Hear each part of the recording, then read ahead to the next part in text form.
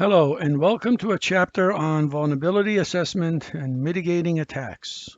In this chapter, what we're going to cover is we're going to talk about what the vulnerability assessment is to see how vulnerable the network is and explain why it's important, of course, and we're going to have some techniques to mitigate all the vulnerabilities, plug in all the loopholes if there is any, and take care of any, we're going to do some, we'll talk about penetration testing. We're not going to actually do any penetration testing, but we'll talk about, after you plug in all the loopholes, you want to do some, you know, ethical hacking. You're trying to hack into the network to see if the network is still vulnerable or not. All right, vulnerability assessment is the systematic evaluation of asset exposure. So we're going to take a look at what the attackers do, the forces of nature that are out there, and any potential harmful entities. Okay, when you are doing vulnerability assessment, okay, so please write down these 5 assessment points, and each one of them, as we discuss them, I want you to write the definition of each. So we're going to start with asset identification. So the asset identification is the process of intervening, take an inventory of the items with economic value. So what you want to do is take a look at all the assets of the company, anything of value, anything that the company paid for, and to produce something for them. So that's what an asset. Everything is an asset in the company. People, physical assets such as computers, desks, chairs, the data, the hardware, the software, all of those are assets. So you got to take care.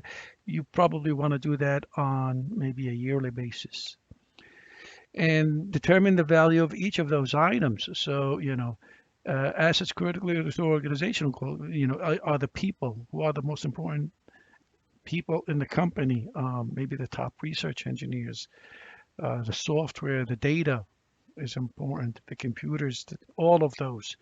And how difficult is it to replace these assets? And how much is it going to cost you? What impact will these assets, if they are unavailable? Okay, and you want to rank them. What is the most important asset in your company? And you want to make sure you protect that first. So number 2 is threat evaluation. List the potential threats to these assets. If the doors are open, if you're living near a hurricane area where there may be hurricanes or tsunamis or blackouts, um, if you live in a building where people go in and out, so you want to make sure you take a look at, what is the threat, or maybe there is hardly any threat. So you want to create an attack tree. What could all the different types of attack that can occur? So for example, here, if your asset is a car stereo, so here are the threat tree. You could break the glass, you can steal the key, you can carjack to get the car stereo. And you take each one of them, stealing a key. What can you do to get a key? Make a copy. What can you do to make a copy? So you break all of that, and then you gotta make sure you take care of all of these vulnerabilities. And if you take care at this level, down here, down there, you'll be protected, right?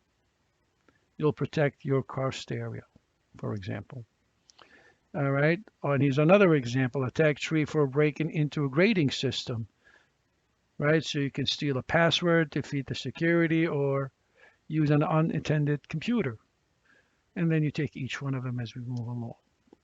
And then you're going to take the vulnerability appraisal. So what you're going to do is you're going to determine the current weakness of these assets, of the vulnerabilities. You're going to take a snapshot. So what you're going to do when you're on your job, on your first day on the job, if it's your responsibility as a chief information officer, security officer. So what you're going to do, you're going to take inventory of all the assets, and then you're going to, what are the vulnerabilities, and then, and then take a snapshot. How are they secured right now? That's what this is, vulnerability appraisal, to see if they have been secured or not. And then you take the risk assessment. What is the most likely? That's number 4. Determine the damage resulting from the attack. Assess the likelihood that the vulnerability is a risk to the organization. What's the likelihood that these devices will get stolen? So, you may have, like I said to you, maybe in a different lecture, that if you have a garbage can in one of the offices or the classroom and the door is open, what's the even though it's vulnerable to be stolen, what's the likelihood somebody's going to take a garbage can? Probably not. And even if it is, you probably, say, hell with it. Somebody, it's no big deal. There is no impact to the company. It's not that significant, really. And you need to list them. The vulnerability impact scale, catastrophic. If you lose data or the whole building goes out, and all the way to down to no impact. If somebody takes a chair or maybe something that's not that major, the garbage can, for example. So you list them, and you want to take care of, the catastrophic, really, most important. All right, so those are the 5 points for vulnerability assessment. Next, you need to figure out the single loss expectancy, and please write that down. Also, the expected monetary loss each time a risk occurs. So how much money you're going to lose for each item? If if somebody stole a computer, or I don't know, whatever it is that they stole in a server, mice, hard drives, and you got to calculate by multiplying the asset value by the exposure factor. That's the SLE. The expectancy that this device may be stolen. Find out, there's the exposure, maybe, or if the doors are always open, there's no way to really secure it because it's an open lab. So how much money is it going to cost you to really replace this item, depending on how often, depending on the probability that this device or this asset may be lost. Analyzed loss expectancy. The ALE is how much is it going to cost you a year, for over 1 year period, if you lost this device and without using it. The other one is for a single. This is for annual. Okay, then you want to estimate the probability that the vulnerability will actually occur. So you want to look back, maybe if there's a history within your organization or on your campus, if there are any devices that have been lost, depending on errors or whatever it is, environmental, stolen. There's a lot of there's been a lot of break-ins or things like that. So you take the probability that what are the chances that this, you're going to have a loss. Then finally, we're going to talk about risk mitigations. How do you take care of the vulnerabilities? How do you plug in the holes, right? So I want you to write down those 3 options that you have. First of all, you're going to diminish. So what you're going to do is you are going to secure your computer, put passwords, username and password, and have a security guard maybe in the front building, ask everybody for a patch. That's what everybody tried to do, to diminish the vulnerability, trying to plug in the loopholes as much as you can. Now, if it's almost impossible to do that, for example, maybe it's very hard if you lost a big computer or the servers, or maybe your building goes down. So you buy insurance. If it's going to cost you a lot of money to diminish the vulnerability, you just buy insurance and let somebody else, you're transferring the vulnerability to someone else, but that's going to cost you. So it all depends on how much money it's going to cost, depending on the SLE and the ALE. You may transfer or diminish or accept the actual vulnerability, the risk. So if a chair, we'll deal with it, no big deal. Or the garbage can, for example, if somebody takes it. All right, so here are the steps that you need to take. Asset inventory, threat identification, vulnerability appraisal, risk assessment, and risk mitigation, right? So with asset identification, there are two steps that you can take. Inventory of the assets and determine the asset value. This is really what I want you to, if you can get this chart in, that would be perfect. Those are the risk identification steps. All right, baseline reporting. Baseline is you want a standard for, you have to have a baseline so you can compare the present, compare it to the present state. So what you're going to do is you're going to run a baseline software on your network to find out how the whole security has been connected, has been in place. And you could run you could take a traffic appraisal, how the network traffic um, is doing during the week, during the day. You can go hourly. You may have to spend some, let it run maybe for a month or two to find out what's normal. Just like we talked about when we were setting, the baselining software for firewall, for the intrusion detection system and prevention systems. You need something that you can compare it to, so you can evaluate and find out is this, how is this an anomaly to the baseline, to the reference? You need to have something that you can reference to. Application development techniques. You got to minimize the vulnerabilities during software development. That's really for software companies when they are developing them.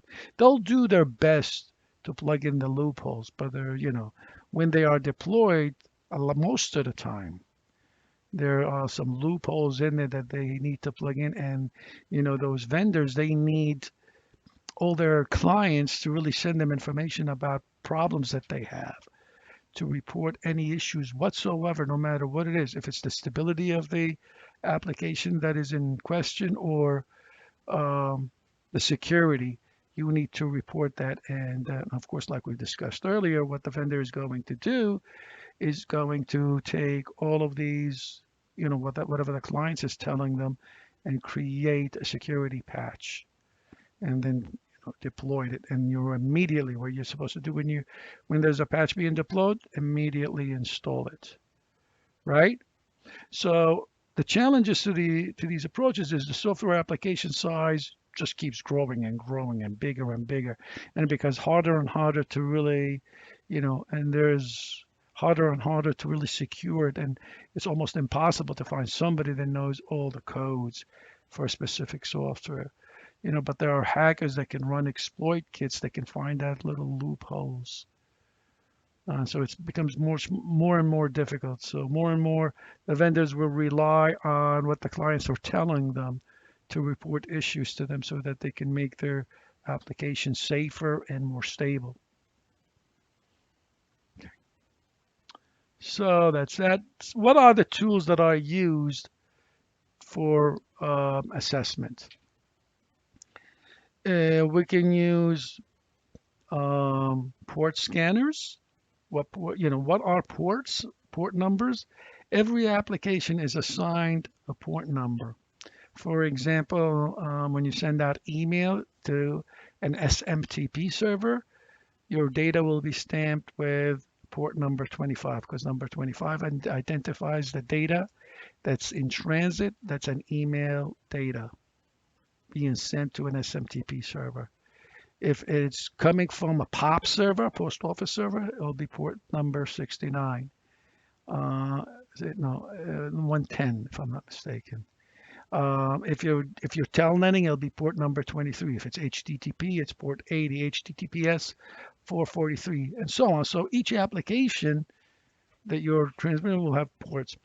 Your computer or your device will have some ports open. Let's say port 80 is open. That means it's willing to receive HTTP data. So There's our exploit kits, or even a port scanner will scan to see which ports are open on your device, and will be able to transfer data through that port because your device is accepting data through that port. If the port is blocked, he's not going to be, you want to find out which parts are open. If the port is blocked, you're not going to bother sending any data, of course. So one of the first things that you're going to do is use port scanners, right?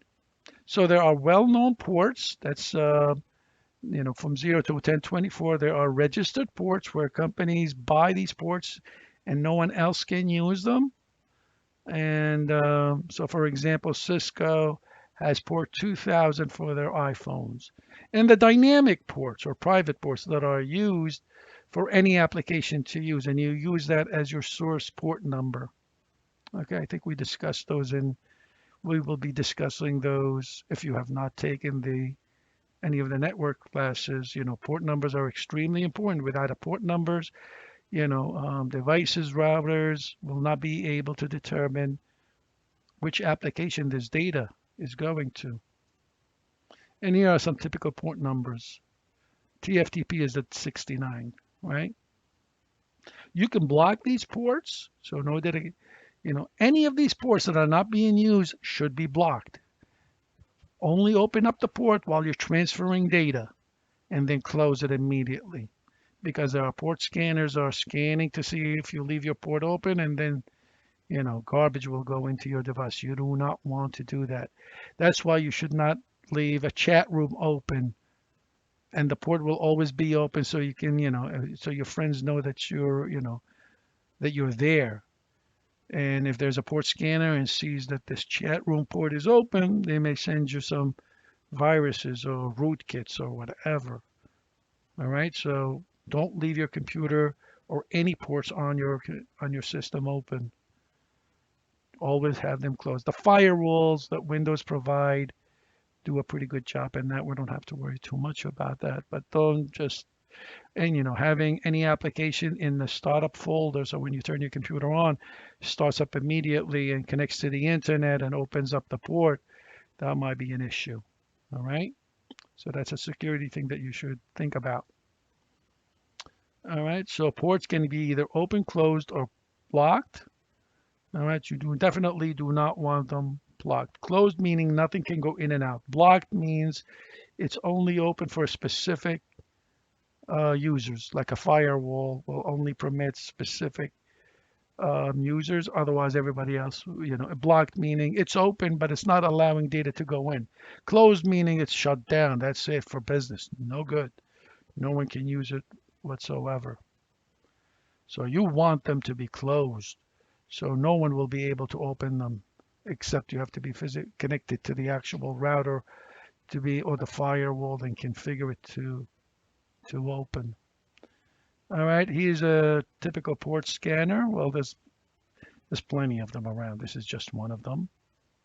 That would scans the ports and tells you here port 21, 25, and 110 are open, right? So it scans out the port and you can find all of that out. All right, so you can actually get TCP connect scanning, TCP scanning, all of those different types of scans. And the process and maybe some comments, you can read all of that later on.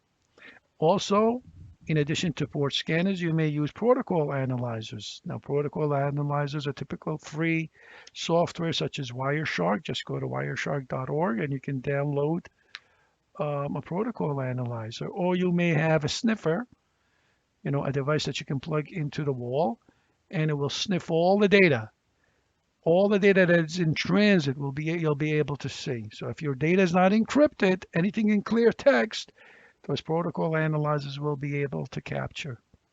There are plenty of exercises that we can use with Wireshark. For example, when you telnet, you'll be able to, because telnet does not encrypt any of the data, you'll be able to see the password that when you are telnetting into the router or the switch or whatever you're trying to telnet to, you'll be able to see the password that you're trying to authenticate with, because it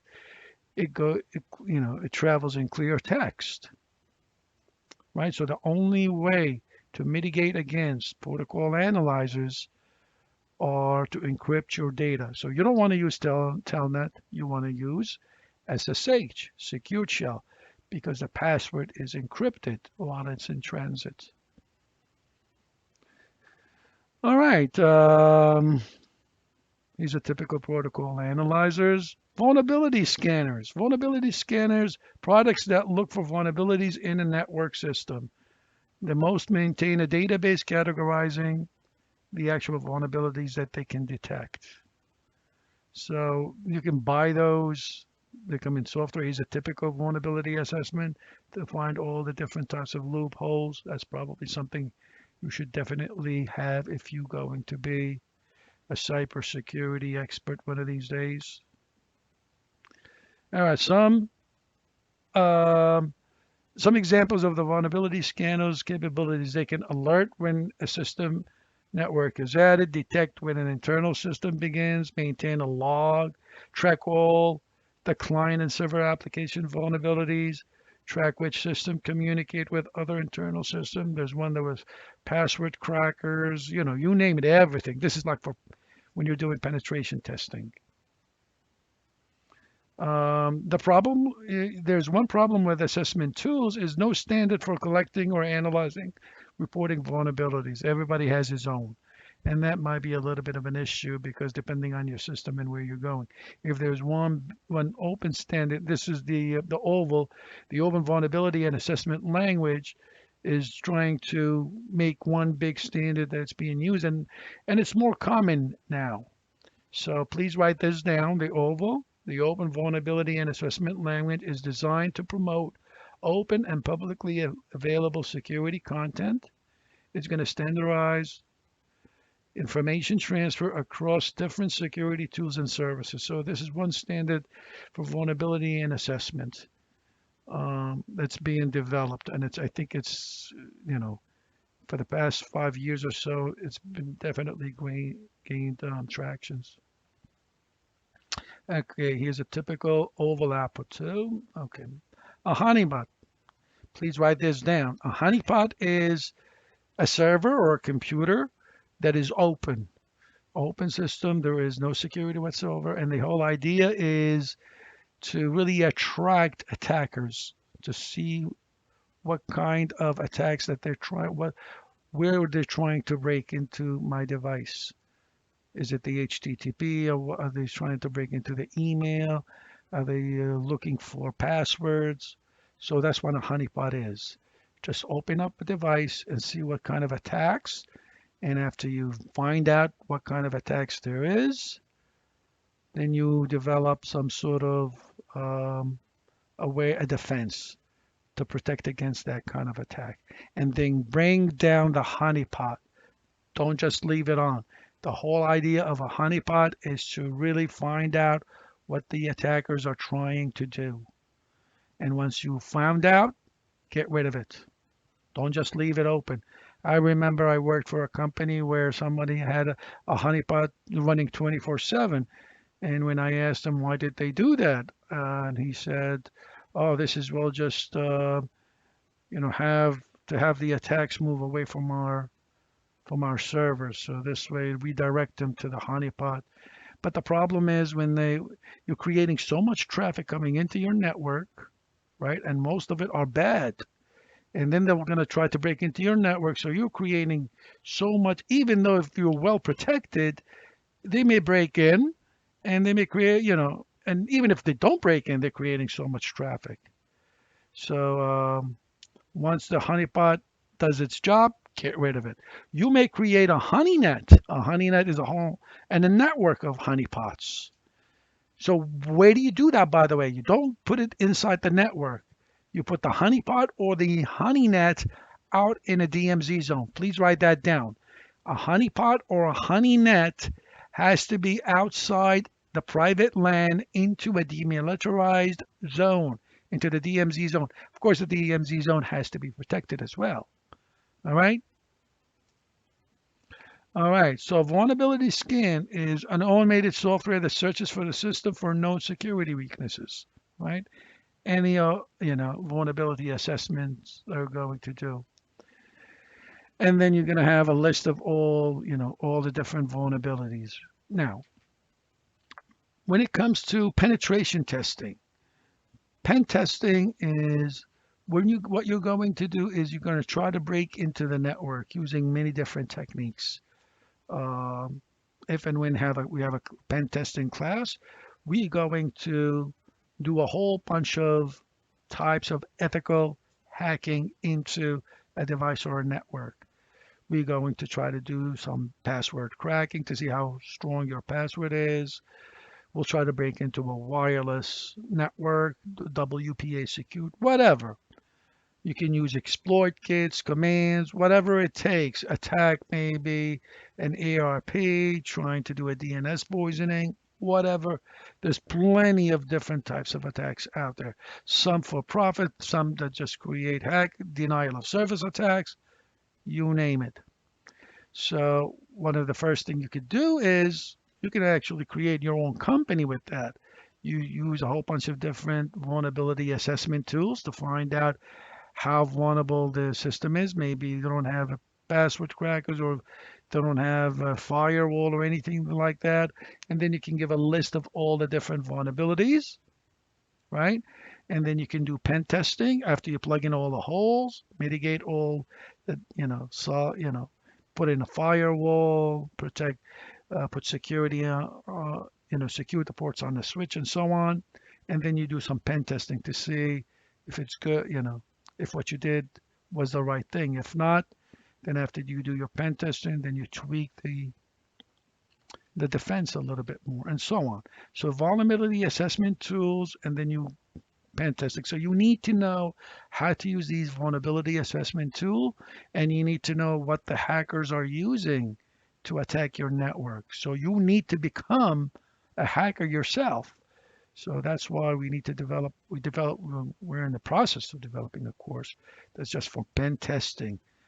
Just do as many as you can, the different types of attacks that are out there.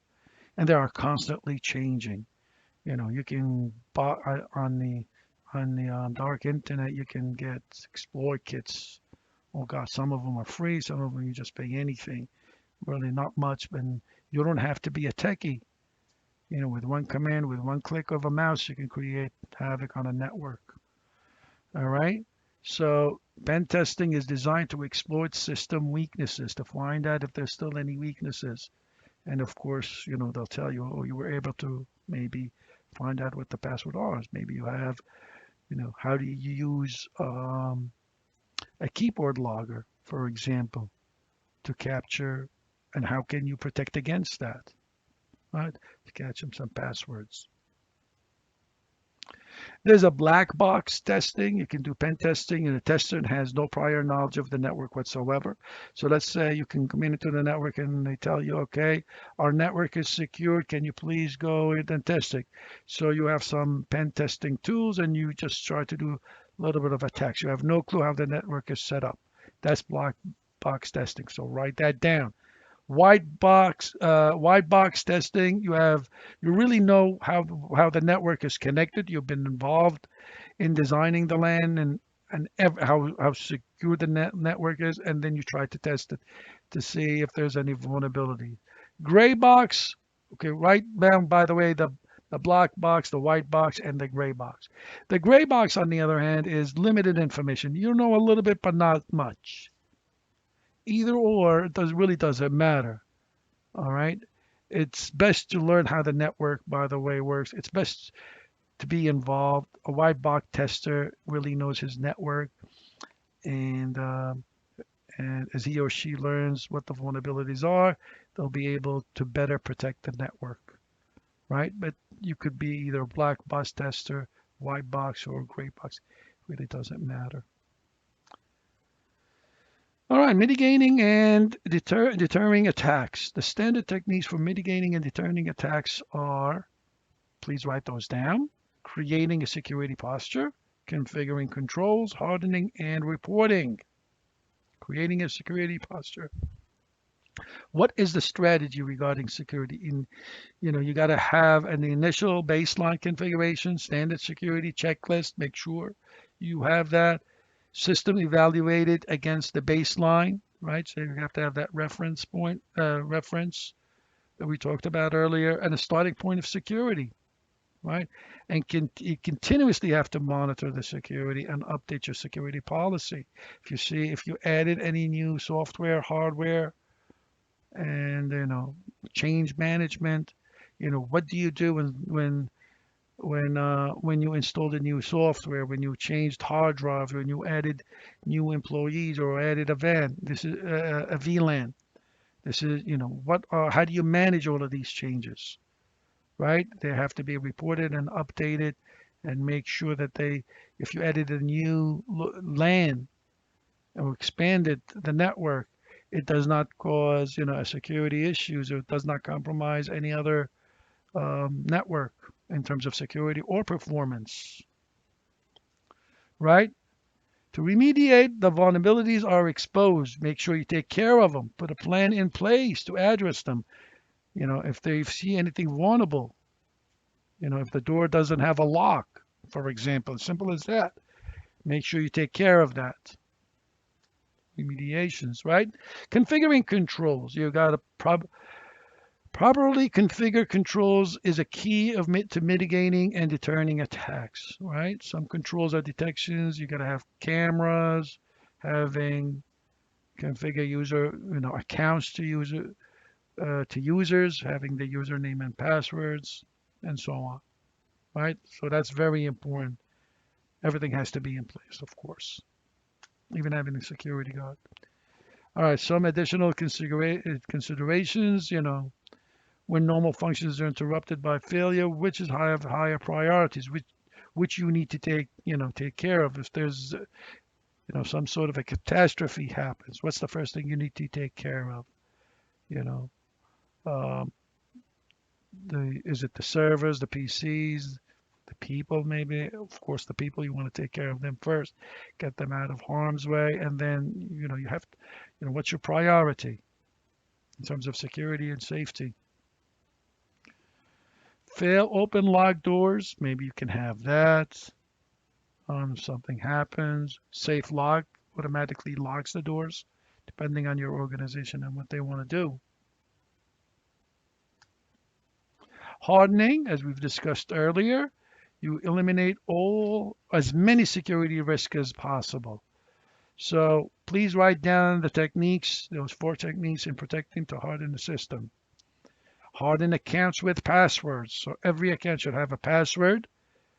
All right, and remember when we talked about passwords, the password should be a phrase, minimum of 10 to 15 characters with numbers and maybe some capital and lowercase letters. Disabling all unnecessary accounts. Any dormant accounts, wipe them out.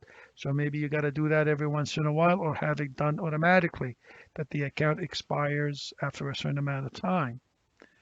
Unnecessary services. If there's anything running by default on your device, disable it.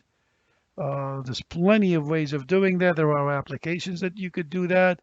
You can get that, for example, on Cisco firewalls or routers. There's a command you can do, auto secure. It will disable everything and just enable you to connect to the internet. If you need any other services, you have to enable it yourself. Protecting management interfaces and applications, right? Any device that allows you to go into the router or the switch or the server to manage them, to configure them. And all the applications have to be protected, right? And hardened, make sure, in other words, up-to-date information security patches. All of those are very necessary. And reporting, what do you do when an event happens, right? When we talked about even with computer forensics, alarms, alerts that we discussed. For example, you may have an alarm that can kick in if something goes wrong. If an IDS system detected a signature of an attack, what do you do? Do you report it to you? Do you report it to is it connected is it configured to communicate that information to a firewall? What kind of reporting? All that information goes into a syslog server, system log server, and you have to physically go in there and read all the logs. All right, so you got to, we'll be able to configure those in one of our classes, one of our security classes. All these log systems for reporting, a specific um, alerts, for example. It could be just informational, or it could be something that is critical. It doesn't have to be only for data. It could be, if there's fire or if the temperature dropped very, very low, there should be an alarm in the network room, for example. An alert should come up or an alarm to let you know that there's a problem and, the devices may be compromised or whatever. Something, or if a door opens when they're so not supposed to be open. All right, so that's that for this chapter. Keep up the good work, and I'll talk to you then, guys.